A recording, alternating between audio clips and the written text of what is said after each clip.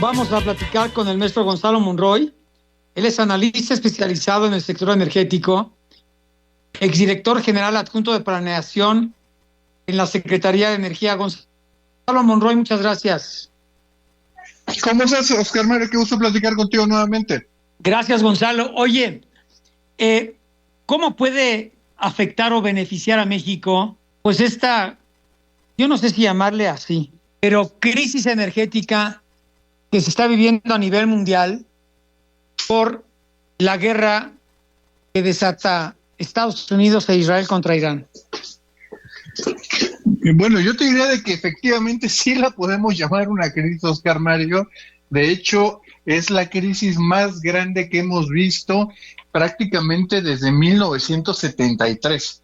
Hemos visto que estos bombardeos a Irán y la respuesta de Irán bombardeando a los países vecinos del Golfo, principalmente Irak, obviamente Kuwait, Omán, Bahrein, los Emiratos Árabes, y el control, básicamente el bloqueo virtual del Estrecho de Hormuz, donde pasan 20% del petróleo del mundo, pues obviamente ha causado esta enorme inestabilidad, esta volatilidad que estamos viendo, que se refleja principalmente en los precios. Estamos viendo que los precios de referencia como el Brent ya están por arriba de los $110, y en el caso incluso de la mezcla mexicana, ya pegándole a cerca de los $95, $93. Obviamente una situación muy, pero muy complicada para todo el mundo.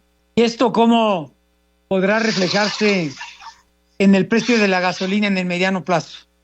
Pues ahorita lo que estamos viendo es que esta interrupción del Estrecho de Hormuz, principalmente por el tipo o la calidad del crudo que se comercia de esa parte, estamos viendo que combustibles como el diésel han tenido un incremento de casi 30% en el último mes.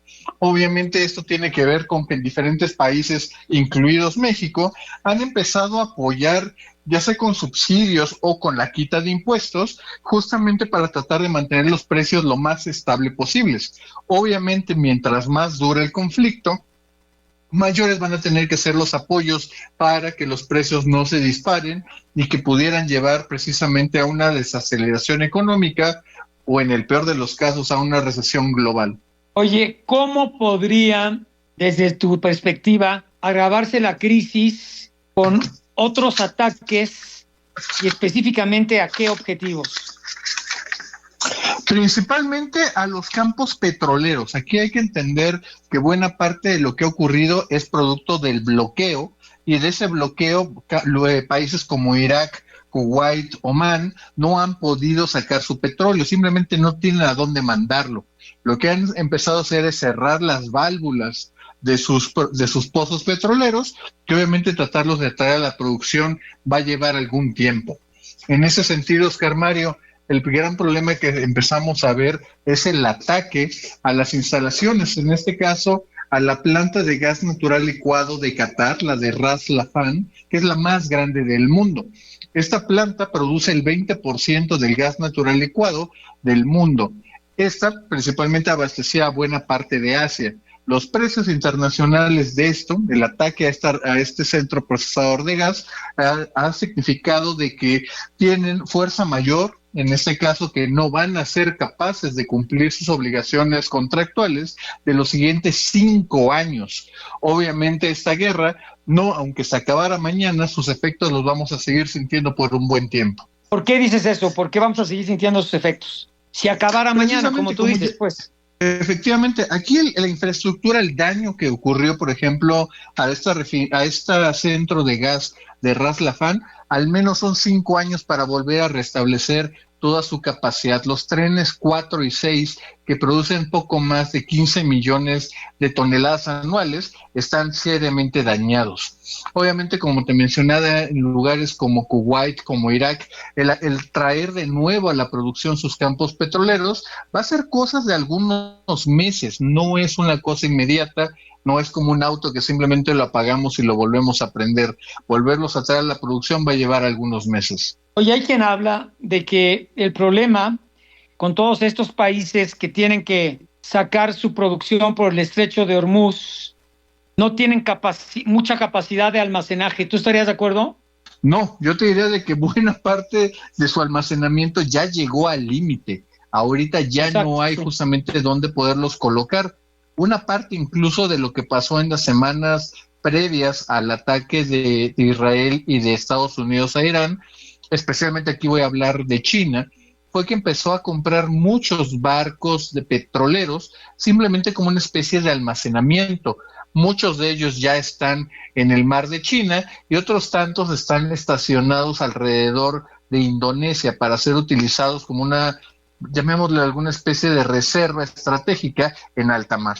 Pero, ¿cuánto tiempo podrán cumplir con el objetivo de reserva estratégica para no seguir disparando los precios del petróleo? Qué buena pregunta, mi querido Oscar Mario. Yo te diría de que son aproximadamente menos de 2 meses. Ya estamos entrando a la tercera semana de este conflicto, un conflicto que parece no tener una solución rápida o duradera, una solución que no se antoja factible hasta que no haya un liderazgo en Irán que sea capaz de negociar y de sostener un cese al fuego. Obviamente, día que vaya pasando, esas reservas globales, lo estamos viendo en Japón, lo estamos viendo en Estados Unidos e incluso en la Unión Europea, que han empezado a hacer uso o a hacer retiros de sus reservas estratégicas para tratar de que los precios no se disparen. Sin embargo, si no se corrige, si no se alivia o se normaliza el paso por el estrecho de Hormuz, pues simplemente veremos que irán agotando esas reservas y los precios fácilmente podrían rebasar la barrera de los $150. Oye, pero ¿por qué si a través del estrecho de Hormuz solamente se vende el 20% de la producción mundial de petróleo? Precisamente porque no hay ninguna capacidad, salvo pequeños lugares como Guyana o a gran escala como Brasil, no hay ningún otro país del mundo que sea capaz de incrementar su producción petrolera.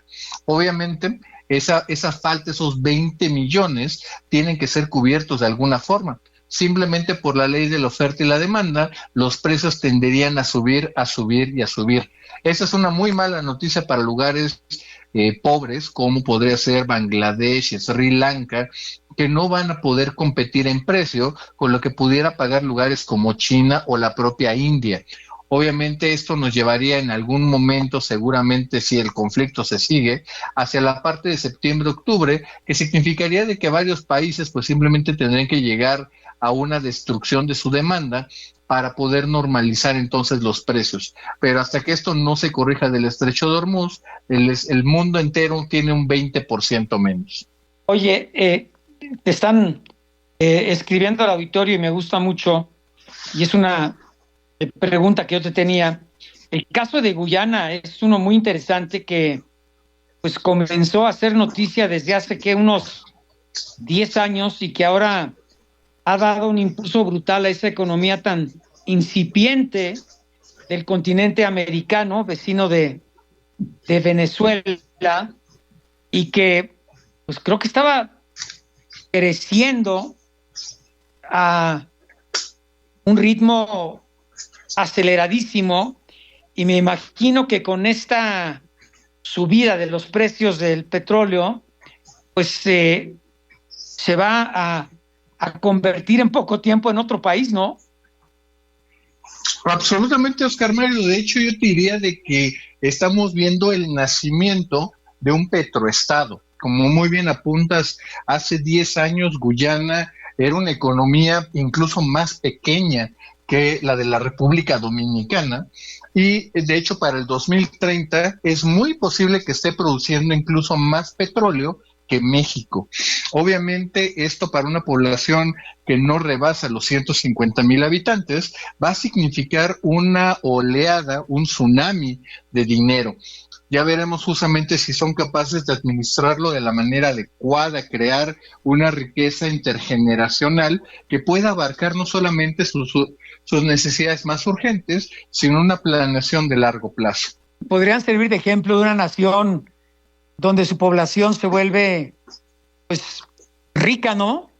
Y aprovecha un desarrollo en lo económico, en lo social y en lo político, siempre y cuando, como siempre sucede, la clase política o sus gobernantes no se roben todo el dinero, ¿no?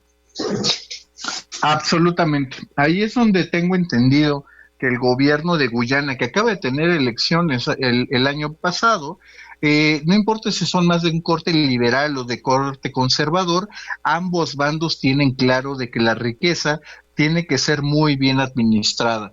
Tengo entendido de que han pedido mucha asesoría precisamente a Noruega para saber cómo es su fondo noruego y asegurar que toda esta riqueza que van a tener en años ya por venir, pues simplemente pueda ser canalizada para lo mejor de su población.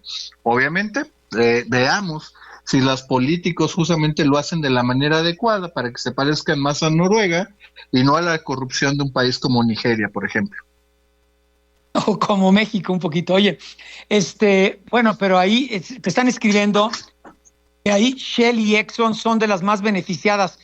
Yo no sé si las dos son una de las dos, ¿verdad? Principalmente es ExxonMobil, principalmente.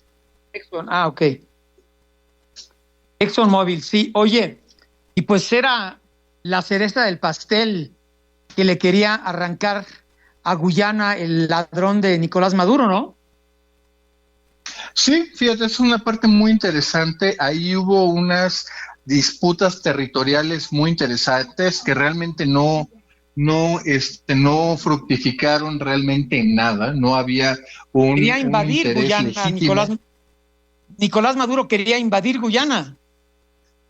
Exactamente, pero eventualmente sabemos de que también el propio Estado venezolano no tenía ni siquiera diésel para sus buques de guerra. La realidad es de que era más una bravuconada que una amenaza real. Obviamente también Estados Unidos hubiera tenido que decir algo al respecto, y hoy que ya ha sido capturado y enviado a una de las cárceles de máxima seguridad, pues ya veremos justamente que esa amenaza se ha desvanecido rápidamente.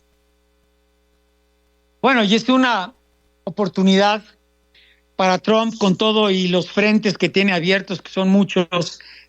El más delicado, Irán, que quizá pues le falló el cálculo en muchos aspectos, el tener el control de la producción de petróleo venezolana, ¿no? Sí, pero fíjate, ese es uno muy interesante porque como muy bien apuntas, hay un error estratégico de Trump. Porque Venezuela, a pesar de que tiene las reservas más grandes del mundo, no va a incrementar su producción en el corto plazo. Siendo extremadamente generosos, Venezuela solamente podría crecer su producción en 200,000 barriles. Obviamente es muy corto con los cerca de 20 millones que están ahorita siendo detenidos en el estrecho de Hormuz. Obviamente con esos ataques incluso a los campos petroleros o a la infraestructura energética de Irán, estos estarían otros 3 millones de barriles adicionales que estarían básicamente bajo fuego o bajo ataque. Obviamente la esperanza de que Venezuela podría incrementar su producción no va a ocurrir de la noche a la mañana. Todavía le faltan bastantes años para rehacer la infraestructura que ya estaba literalmente con Oscar Mario en la calle de la amargura. Pues sí, además, recuerdas que hace, pues no sé si es un par de meses, cuando Trump invita a la Casa Blanca a los principales directivos y dueños de las petroleras norteamericanas, más de 100 creo, y que el 90 y tantos % le dice, oye, espérame tantito, yo no voy a meterme en un país que ya me robó, que me expropió, y en donde en este momento no tengo la seguridad jurídica para quedarme en una inversión importante de largo plazo, ¿no? Absolutamente, eso es el tema fundamental, la certeza de las inversiones. Y curiosamente, fíjate, varias compañías dijeron, yo paso, una de ellas la más importante probablemente ExxonMobil. ExxonMobil que ya había estado en Venezuela, que le adeudaba el gobierno venezolano más de 20,000 millones de dólares en indemnizaciones, lo que ha dicho es de que no pueden invertir ahí porque de pronto todos los tratos que ahorita se negocien con la presidencia de Delcy Rodríguez, pues fácilmente puede ser en 5, 10 o 15 años que venga un gobierno democráticamente electo con legitimidad y de pronto diga que estos tratos fueron negociados bajo presión, bajo coacción. Obviamente esos contratos en cualquier corte internacional e incluso cortes norteamericanas serían declarados nulos. Esta exposición a que las inversiones simplemente perdieran su valor es demasiado grande para empresas como ExxonMobil. Oye, ¿y cómo podrías, esto te lo pide el auditorio, pero yo también, cómo podrías resumir el estado que guarda Petróleos Mexicanos y la Comisión Federal de Electricidad en estos momentos? Porque pues, si escuchas el discurso oficial, estamos en la gloria, ¿no? Pero la realidad es muy diferente. Absolutamente, Oscar Mario. Fíjate, yo te diría que son dos historias muy distintas. Hoy CFE tiene una posibilidad de darle muy rápido la vuelta a las inversiones. De hecho, yo te diría para poder abastecer de energía al país y aterrizar las inversiones, pero todavía están en algunos detalles que no logran ser resueltos, principalmente con respecto a esta supremacía o preponderancia, prevalencia de la CFE sobre cualquier otro mercado. Esta historia, pues, sin embargo, es total y radicalmente distinta con Pemex. Un Pemex que apenas si produce 1.370.000 barriles diarios, que es el equivalente a lo que teníamos en 1974, es la petrolera más endeudada con más de 80.000 millones de dólares, le adeuda a sus contratistas más de 24.000 millones de dólares, a los propios pasivos ambientales, pasivos laborales, más de 70.000 millones de dólares, y que por desgracia no tiene ningún prospecto para poder incrementar la producción. Es una compañía que las decisiones para que se hubiese salido de este hoyo tan profundo en el cual está metido, tuvieron que haberse tomado hace 5 o 6 años. Hoy el tamaño de la inercia en la cual está atrapada Pemex no es un reto menor que Oscar Mario. Y bueno, ya ves que han tratado de abrirse de nueva cuenta, guardando la posición política de no vamos a volver a las leyes que cambió Peña Nieto para una apertura total a la iniciativa privada nacional y extranjera, tal. La cosa es que se ha deteriorado tanto porque ahora sí es paraestatal. Antes supuestamente le iban a convertir en una empresa productiva del Estado, ¿no? Ahorita es una empresa paraestatal en quiebra. Y yo creo que, pues no sé, salvo algunos grandes inversionistas de los más ricos en México, pues no hay muchos que estén interesados en aliarse o asociarse con ella, ¿no? Totalmente, pero fíjate, ahí estás hablando de un tema muy importante.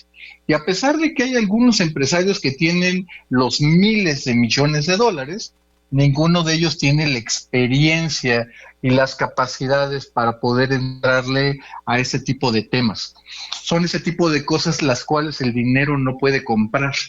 Y por desgracia nos damos cuenta de que la gente que sabe, la gente que tiene una vida trabajando en ese tipo de proyectos, ha visto mejores oportunidades. Hoy voltean a ver quizá Venezuela, voltean a ver el oeste de África, obviamente Brasil, o incluso hasta los propios Estados Unidos. No hay realmente un interés serio para que México pudiese ofrecer algún contrato, algún proyecto que vaya a ser literalmente una noticia mundial. Por desgracia no lo tenemos, Oscar Mario. Pues entonces, ¿hacia dónde vamos, mi querido Gonzalo? Yo te diría que es un escenario, en este momento, es totalmente inercial. Venimos cayendo, déjame darte un par de cifras. En diciembre del 2018, ahí la producción petrolera era de 1.82 millones de barriles diarios. Cuando vemos el cierre, diciembre del 2025, la producción petrolera está en 1.370.000. Estamos hablando de prácticamente 500.000 barriles menos. Estos 500.000 barriles, déjame darte una referencia, es el equivalente a la producción de un país como Colombia. Todo eso se ha perdido en prácticamente 7 años. Ahí no hay, como te decía, una forma de darle cambio a este ritmo, a esta dinámica, a esta inercia, Y pues yo te diría de que es muy probable que para el 2030 México esté cerca o alrededor de 1 millón de barriles. Obviamente eso va a significar ahora ya con la refinería Dos Bocas, que va a estar en operación muy probablemente hasta el siguiente año, al menos operación al 100%, pues va a significar de que México tiene un dilema. O importamos petróleo para mandarlo a las refinerías, o vamos a tener que abandonar este sueño de la soberanía energética y simplemente estar en una escala muchísimo más pequeña de la que nos encontramos hoy día. Me preguntan si Dos Bocas va a funcionar como debiera cualquier refinería en cualquier parte del mundo o va a ser siempre un riesgo en todos aspectos. Yo te diría de que en este momento, incluso aceptando este incendio que acaba de pasar apenas unos días, donde perdieron la vida 5 personas, pues obviamente es parte, por desgracia, de las pruebas de lo que se está haciendo en Dos Bocas, y es muy probable que para la mitad del 2027 ya la refinería esté procesando cerca de sus 340,000 barriles. Hoy está en menos de 200,000. Yo te diría de que ahí gran parte de los atajos de los que tomó Rocío Nale como jefa del proyecto van a ir saliendo en estas etapas, y ojalá hacemos todos votos para que estas escenas donde la gente pierde la vida pues simplemente no se sigan repitiendo.